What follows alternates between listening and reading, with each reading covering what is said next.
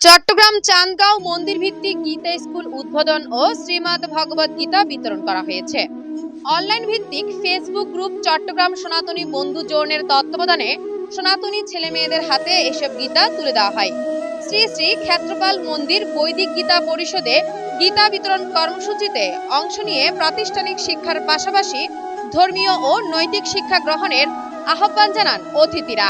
শুক্রবার সকালে শ্রী শ্রী ক্ষেত্রপাল মন্দির প্রাঙ্গণে আয়োজিত অনুষ্ঠানে উপস্থিত ছিলেন চট্টগ্রাম সনাতনী বন্ধু জোনের উপদেষ্টা শ্রী অধীরশীল, অ্যাডমিন মুন্না নাথ, মডারেটর হৃদয় বণিক, মডারেটর পূর্ণিমা শিকদার, মডারেটর জয় দাস, মডারেটর সজল দাস, জীবন দাস, লিমান দাস, অভিধর, তন্নি পাল, স্বপ্ন পাল, তিশান পাল, গীতা স্কুলের শিক্ষক আদিত্য তালুকদার, সভাপতি যিশু বৈদ্য, সাধারণ সম্পাদক অজয় বিশ্বাস, অর্থ সম্পাদক সাগর বিশ্বাস সহ আরো অনেকেই।